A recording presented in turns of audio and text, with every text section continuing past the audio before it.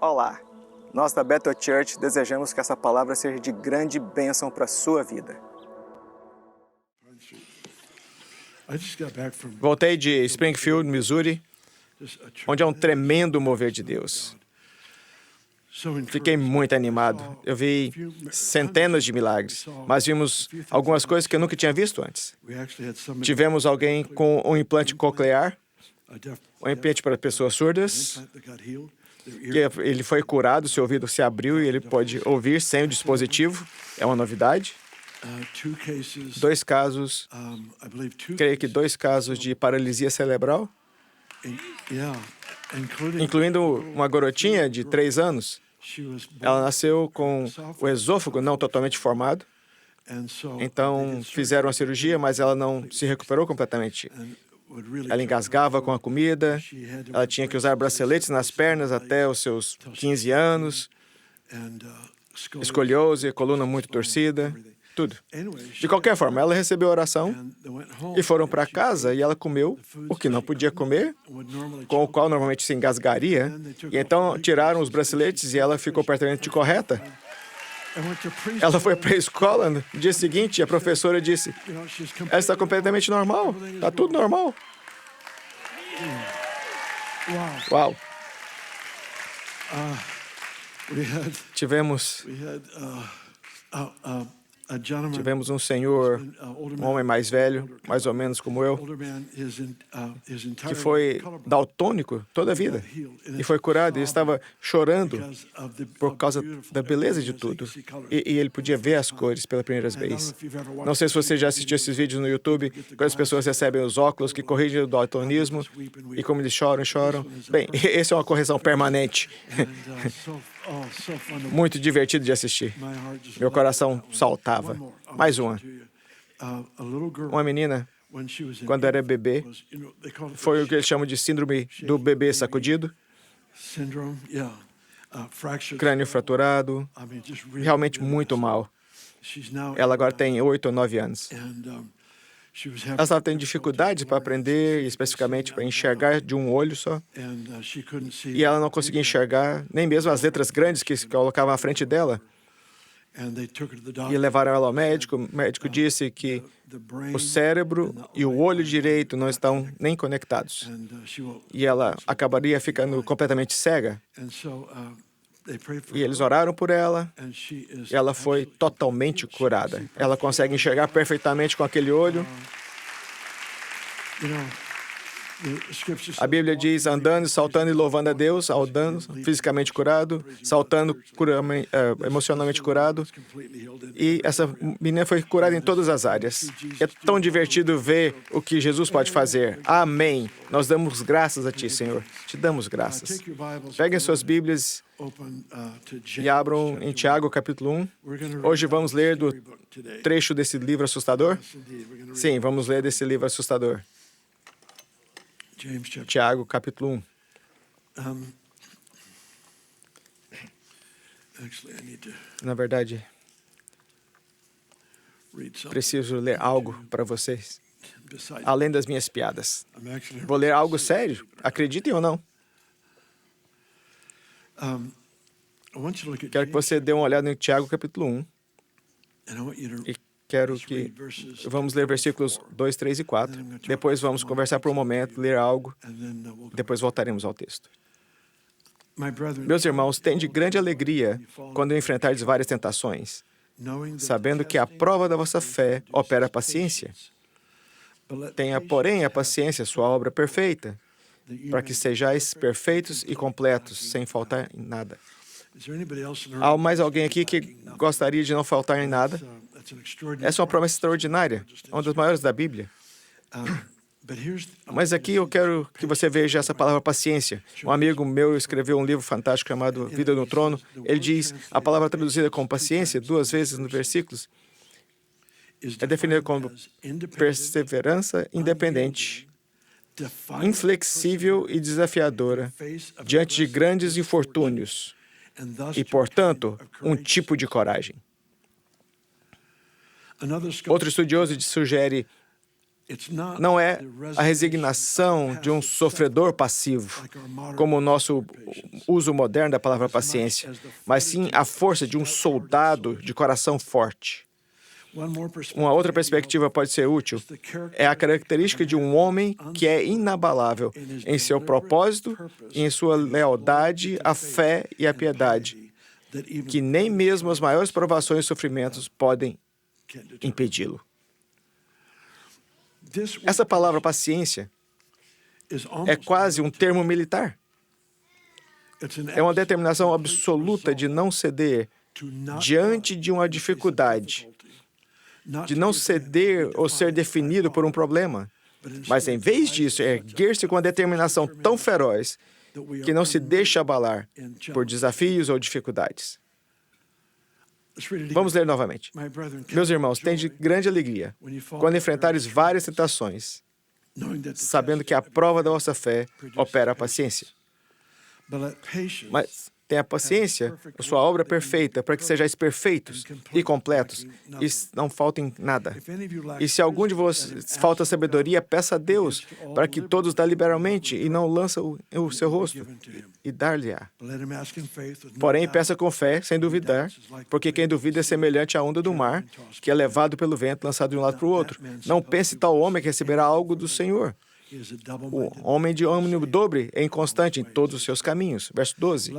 Bem-aventurado o homem que suporta a tentação, porque quando for provado, receberá a coroa da vida, a qual o Senhor tem prometido aos que o amam. Versículo 18.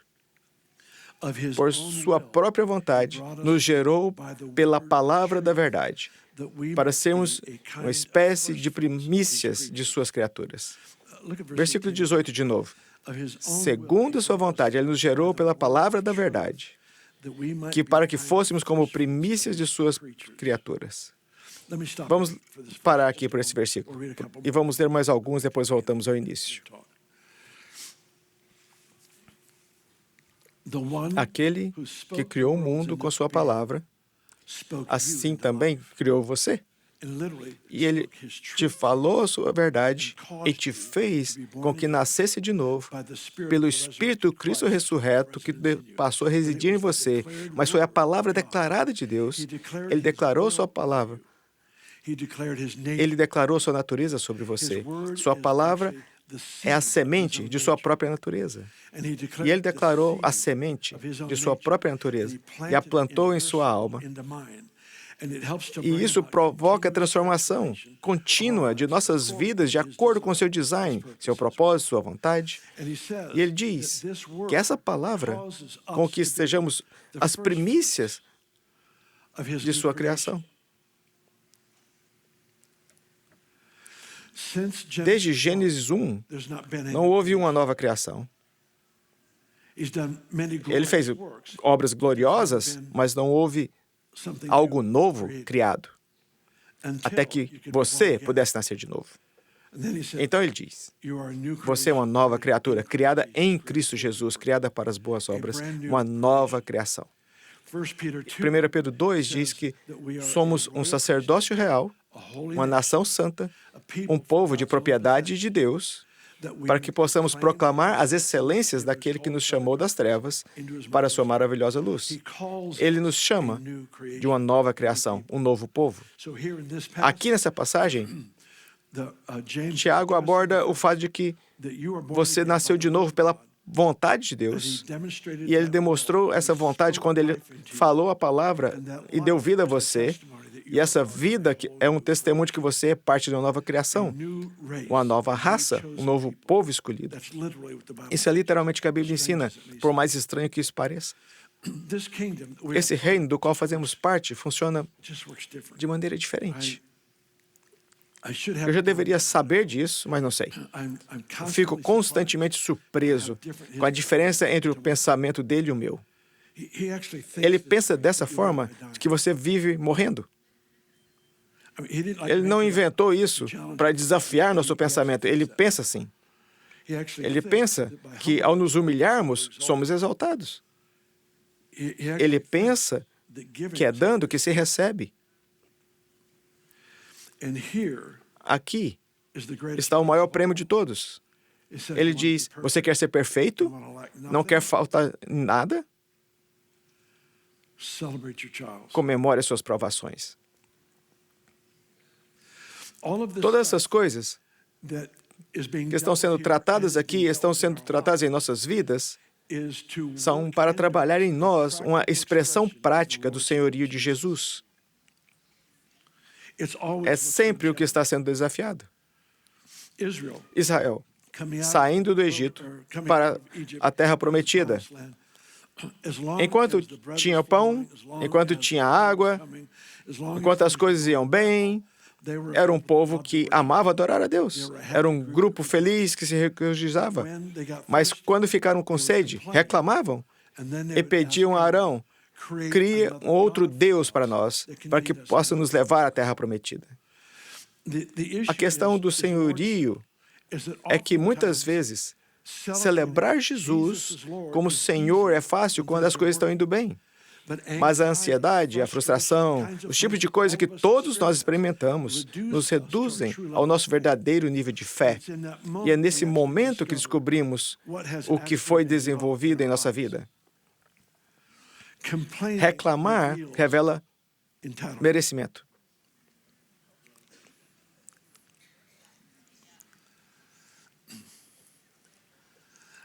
Todos nós odiamos o merecimento em outras pessoas. Eu odeio quando você se sente no direito. Aqui está o desafio. Essa questão que está em jogo aqui é um desafio para o prático, de forma prática, como experimentamos e vivemos esse reino chamado Senhorio de Jesus. Ele nunca nos expõe essas coisas para nos punir, nunca expõe para nos envergonhar ou ridicularizar. Em vez disso, o que ele faz é expor essas áreas de fraqueza para criar fome em nós. Porque ele expõe áreas de fraqueza com promessas para que tenhamos apetite para o mais que Deus se propôs a fazer em nossas vidas. Ele faz isso para nos despertar em nós paixão, para despertar em nós um sonho, para despertar em nós o desejo por tudo que Ele prometeu. Pense nisso por um momento. Tenha grande alegria. Considere tudo. Tenham grande alegria quando enfrentarem várias provações. Agora, a razão pela qual isso não parece razoável é porque momentaneamente, deixamos de acreditar na Bíblia, que diz todas as coisas cooperam para o bem daqueles que amam a Deus e são chamados segundo o seu propósito. Veja, se eu viver com a fé constante de que essa verdade não pode ser violada por nenhum poder demoníaco, por nenhuma circunstância, por nenhuma teimosia minha, a vontade de Deus não se pode ser alterada por nenhum outro poder, porque Ele declarou que é verdadeira e é a aliança dele com você. Imagine Jesus olhando você cara a cara, nariz a nariz, olhos a olhos, dizendo, essa é a minha promessa para você. Usarei todas as situações que você enfrentar para a minha glória e para o seu fortalecimento. Temos esse tipo de aliança. Vamos dar um exemplo meio bobo. Digamos que você conhece alguém muito... Digamos que fosse um bilionário que fosse de alta integridade, a pessoa mais gentil que você já conheceu, fiel à sua palavra. E depois do culto de hoje, ele chamou de lado e disse, vem ao meu escritório nessa sexta-feira.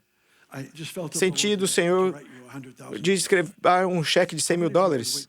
Quantos iam esperar até sexta-feira para ficar felizes? De jeito nenhum, começaríamos a dançar na hora. Começaríamos a nos alegrar. Por quê? Porque acreditamos em quem nos fez a promessa, acreditamos em sua capacidade, acreditamos em sua integridade, em sua intenção. Não achamos por nenhum momento que ele ia mudar de ideia. Ele tem um recurso, ele pode fazer. Então, hoje é domingo, eu vou me alegrar no domingo, provavelmente não dormirei muito essa noite, provavelmente não dormirei muito amanhã, estarei regozijando todos os dias até sexta-feira, quando receber o cheque na sexta-feira, vou me alegrar ainda mais. Mas o ponto é que a promessa me dá a permissão para desfrutar da satisfação emocional de uma promessa cumprida antes que ela aconteça. É isso que a palavra esperança significa na Bíblia. Lemos a palavra paciência hoje, é uma palavra diferente que é usada na nossa cultura. A palavra esperança é ainda mais diferente na nossa cultura, é como só um desejo. A palavra bíblica para a esperança é alegria, alegre antecipação do bem, sabe? Porque eu tenho certeza de que isso vai acontecer, que eu já estou experimentando a alegria disso agora, antes que aconteça. Eu tenho permissão para me envolver com a celebração de que eu estarei experimentando quando se concretizar. Vou fazer isso agora, por quê? Porque eu tenho esperança. É a palavra bíblica esperança. Aqui, Tiago nos traz um insight.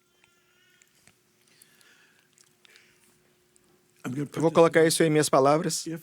Se eu realmente acredito que todas as coisas cooperam para o bem em minha vida, então posso olhar para qualquer provação que esteja enfrentando e a alegria é a única resposta lógica.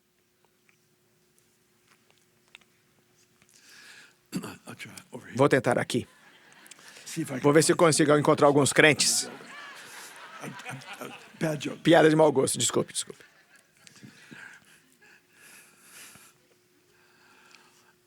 A alegria é a única resposta razoável ao ver um problema com a promessa de Deus que o supera.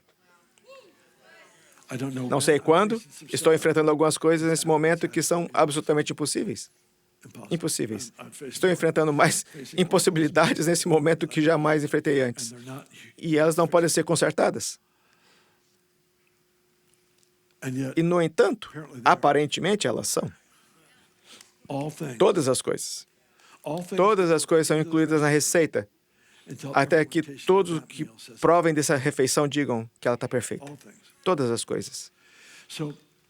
Se eu acreditar na integridade da Bíblia, e se eu acreditar na intencionalidade de sua promessa para mim como indivíduo, de que Ele vai transformar todas as coisas, então é lógico, tenho acesso legal à alegria. Não preciso fingir, não é fingimento, mas eu tenho acesso legal à alegria antes de ver o milagre.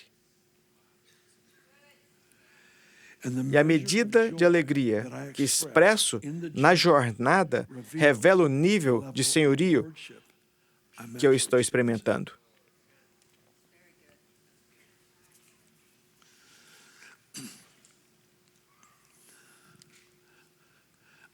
Ai.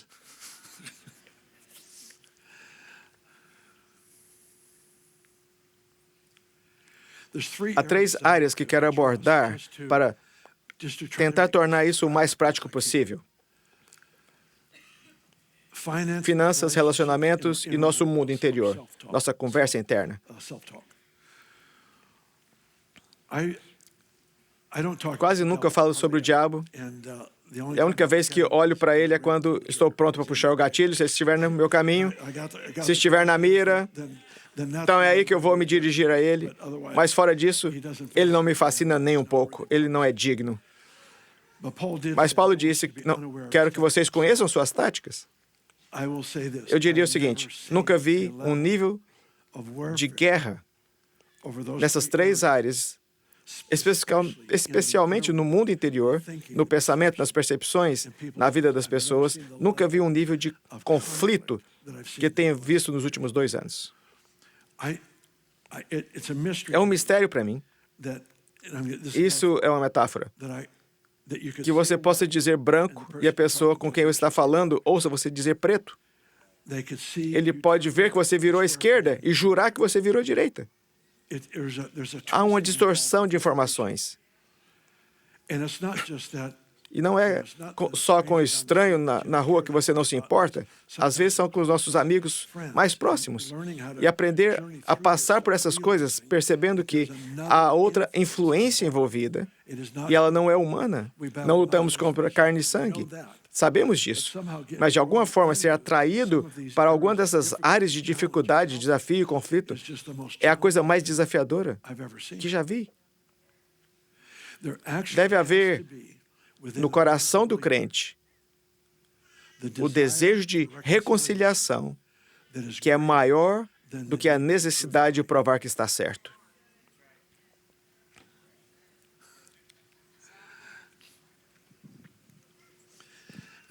Como ouvi alguém dizer recentemente,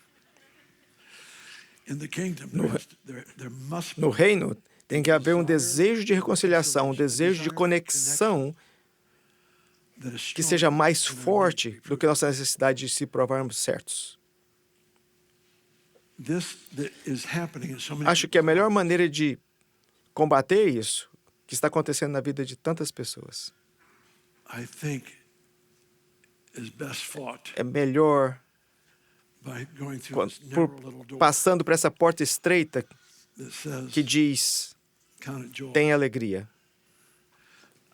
Não sei como isso funciona. Tem alegria. Passe por isso que parece tão ilógico, tão errado. Veja seu problema, a maneira de Deus, faça as contas de acordo com as suas promessas, tenha alegria, faça as contas. Some tudo.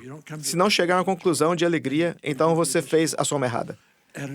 Some novamente e continue trabalhando até chegar à conclusão, a única resposta lógica é alegria. E de alguma forma, essa expressão da autêntica alegria do reino, que nasce das promessas e dos propósitos de Deus, essa esfera de alegria ajuda a desmantelar as armas que o inimigo usou contra nós. É quando tento lutar. Oh, meu Deus. Não estou encontrando as palavras certas hoje, então me dê um pouco de graça. É quando eu tento combater um argumento com um argumento. Quando não se trata de uma batalha de argumentos, mas de uma guerra que é tão distorcida. E isso afeta muitas pessoas. Sabe, uma das coisas mais dolorosas do mundo, para mim, é ser acusado injustamente. Já fui acusado de todo tipo de coisa, idiota. Até tive outro funeral há algumas semanas. Foi incrível. Alguém me viu o clipe. Sim. Aparentemente eu morri. Eu nem sabia. Ninguém me contou. Eu tive um velório de 19 minutos. Assisti metade, foi muito bom. Eles disseram coisas boas sobre mim. Foi incrível.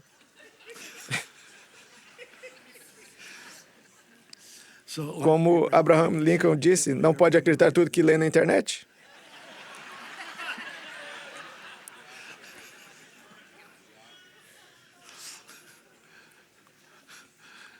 Horrível. Sim. O senhorio de Jesus é o que está sendo disputado. E onde experimentamos isso em nossas vidas, esses são os sintomas. A luta é pelo autêntico senhorio de Jesus. O que acontece com Israel? Israel, saindo do Egito, vai para o deserto. Enquanto eles experimentavam a generosidade do Senhor, a grande alegria. Mas quando sentem sede, ou quando Moisés não desce do monte um tempo, ficam ansiosos e preocupados, criam um bezerro de ouro para adorar. Eles criam uma resposta além daquela que Deus prometeu. O que acontece quando ficamos ansiosos e preocupados, quando não nos distraímos por causa de um conflito ou de outra coisa, estamos procurando soluções e muitas vezes, embora nunca construamos um bezerro de ouro para adorar, criamos outras soluções que são opostas ao que Deus prometeu.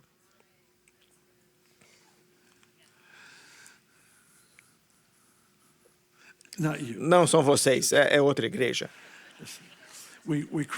Criamos coisas que são soluções temporárias que ajudam a trazer um momento de facilidade para um problema que enfrentamos, em vez de nos empenharmos totalmente confiando em um Pai amoroso.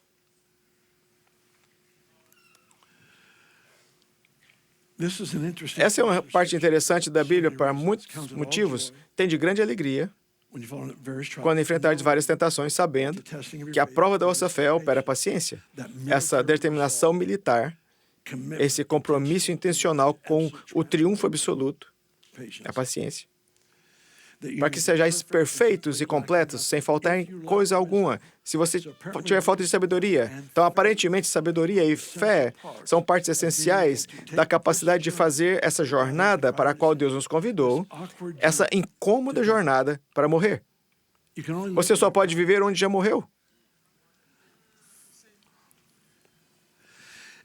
E passar por essa porta estreita de alegria quando estou enfrentando coisas que não gosto, que não pedi, que não me inscrevi, que não está de acordo com o que foi prometido.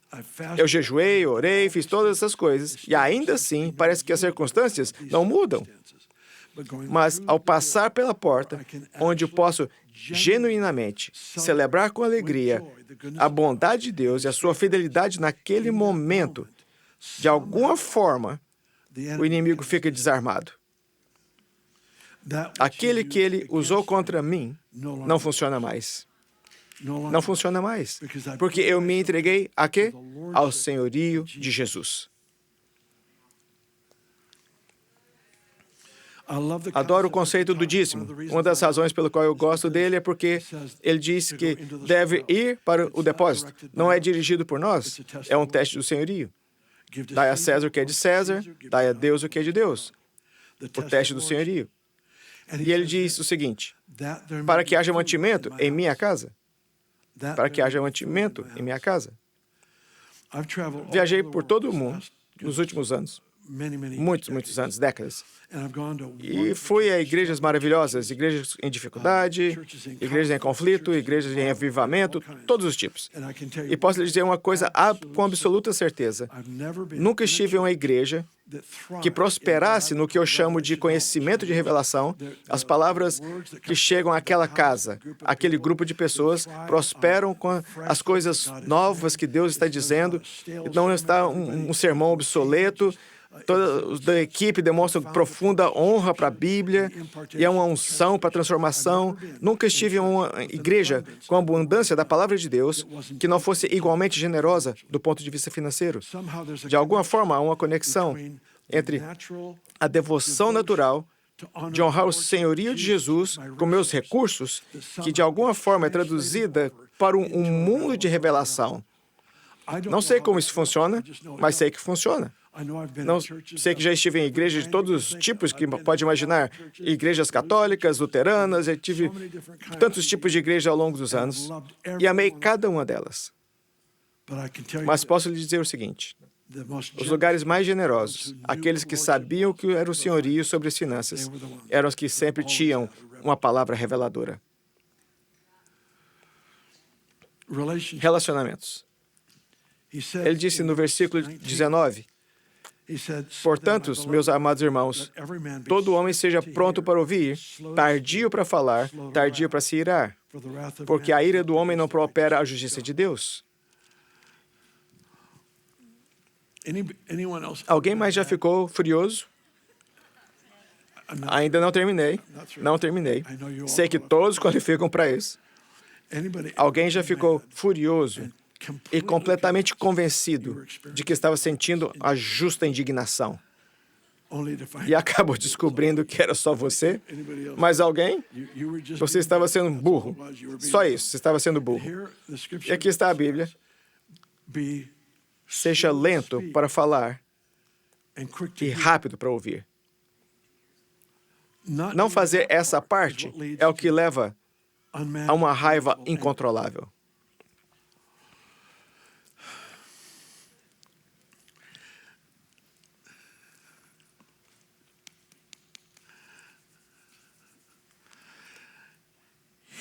Ouvir bem o que a outra pessoa está dizendo. Você precisa estar interessado. Um versículo que impactou a minha vida de maneira como eu relaciono com as pessoas é em Filipenses 2, que diz: cuide dos interesses dos outros. Não se preocupe apenas com os seus próprios interesses, mas também com os interesses dos outros. Tem em vós o mesmo sentimento que houve também em Cristo Jesus. Então, veja, cuidar dos interesses das outras pessoas, isso significa que a parte da responsabilidade que eu tenho em minha conexão com as pessoas é de me interessar pelos que interessam elas. Eu vou me esforçar mais para te ouvir do que para comunicar o que sei que é a palavra de Deus para você. Só uma brincadeira. O esforço para comunicar nossos pensamentos. Com frequência. Oh, meu Deus.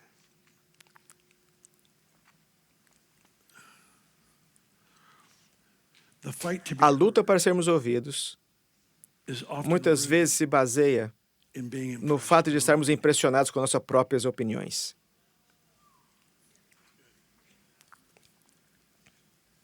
E o esforço dobrado para ouvir bem é o que nos ajuda a falar com sabedoria quando é hora de falar.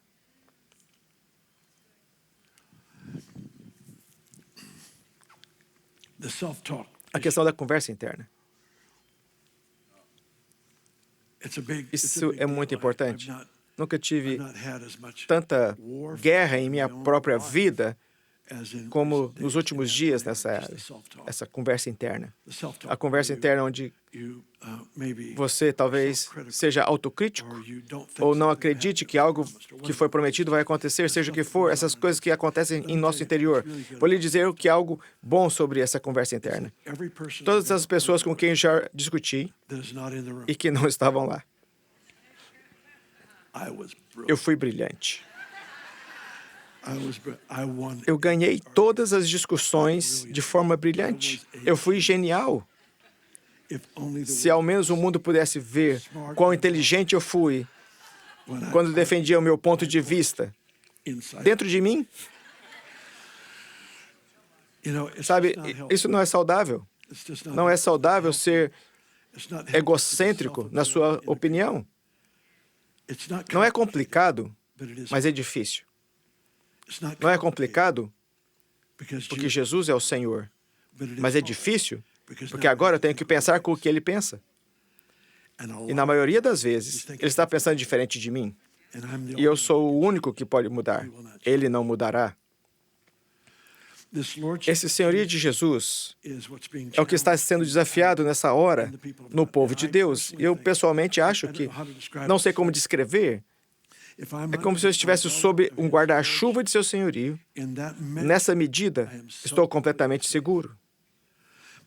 Mas quando eu saio do que é o senhorio dele e começo a fazer coisas erradas, começo a fazer minhas opiniões sejam ouvidas mais do que o coração de Deus na situação, quanto mais eu luto para a minha própria vontade, minha identidade, seja o que for, você entendeu? Quanto mais eu saio desse guarda-chuva, mais eu estou sujeito aos elementos. E os elementos são um espírito que distorce o que você diz e faz com que você não seja entendido.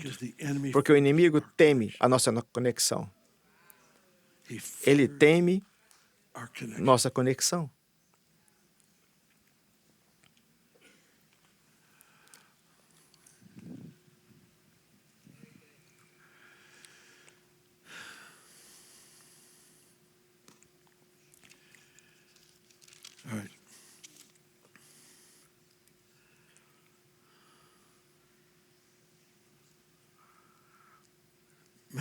Meus irmãos, tenham grande alegria quando passarem por várias provações, sabendo que a prova da sua fé produz uma determinação militar que não desiste diante de nenhuma provação ou teste, mas deixe essa determinação militar, tenha sua obra perfeita, para que sejam perfeitos e completos, sem faltar nada.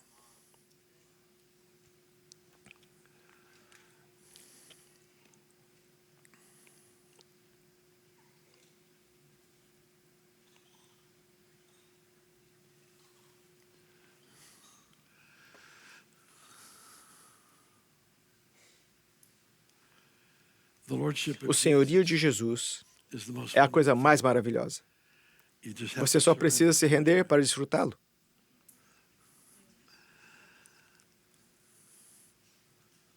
E que cada área, e isso acontece com todos nós, nessa jornada, nenhum de nós já chegou lá, mas isso acontece em nossa jornada, no qual aprendemos dia a dia a dizer, Jesus é o Senhor, seu jeito, seus pensamentos, sua resposta, seu coração, sua visão, sua perspectiva.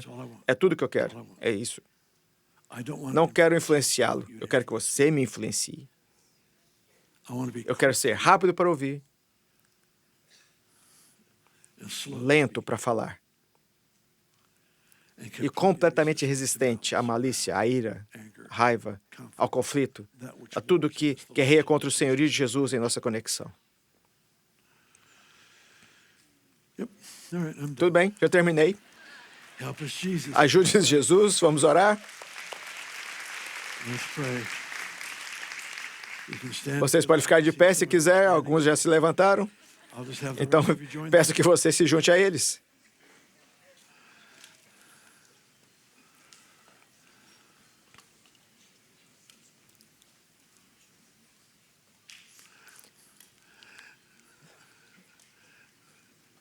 Alguém mais gosta de filmes de vingança? Seja honesto comigo. Seja sincero. Filmes de vingança. Quando o mocinho vence, o bandido morre. Ou pelo menos é punido adequadamente. Fico tão impressionado com o cara que ataca com a faca ou uma arma. E o outro, agora as mulheres também fazem isso. Em um momento eles têm a arma, então estão apontando para o cara que queria matá-los. Preciso ver isso, porque eu não sei como é que eles fazem e que pegam a arma. Mas é isso que a alegria faz com o inimigo. Ele não consegue lidar com sua alegria. Ele não consegue lidar com a sua conexão. Nos ajude a ver, Senhor.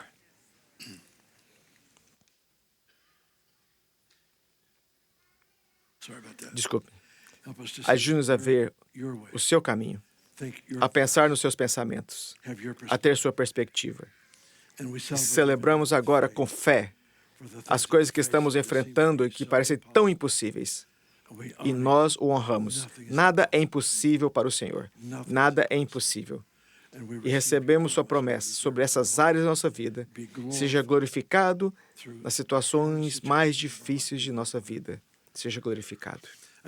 Preciso saber se há alguém aqui que nunca se comprometeu pessoalmente com Jesus, nunca o recebeu como seu Senhor, seu Salvador, e que diria: Bill, eu não quero sair hoje até saber que encontrei paz com Deus, até saber o que é ser perdoado, até saber o que é ser incluído na família de Deus. Se for você, levante a mão onde está, porque eu quero fazer esse acordo com você. Sim, se for você, não se acanhe. Bem ali? Sim, ótimo. Ótimo. Obrigado. Alguém mais?